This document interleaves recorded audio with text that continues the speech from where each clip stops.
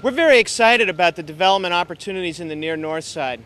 You can see that excitement in this neighborhood as you look around and see scaffolding and construction dumpsters and workmen coming in and out of the neighborhood.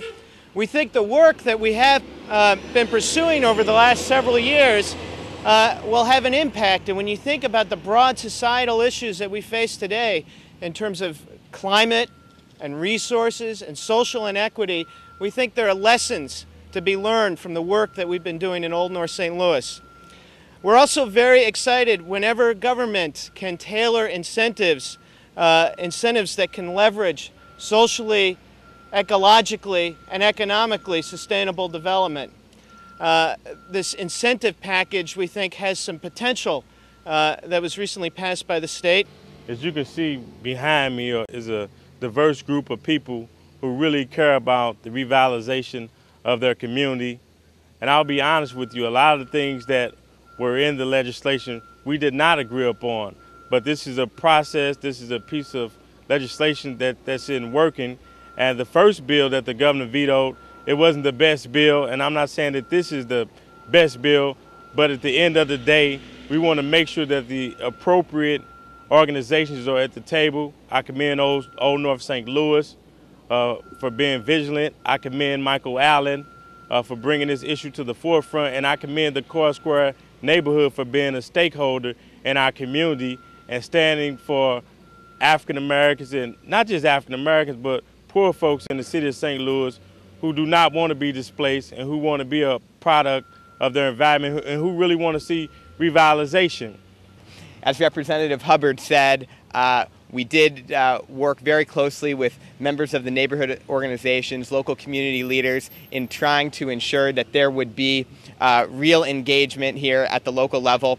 I know that Alderwoman April Ford Griffin had hoped to be here with us today. I spoke with her last night. She was feeling ill this morning and could not make it. But I know that she, as well as leaders of these neighborhood organizations, is hopeful and optimistic and committed to working together to see this project move forward.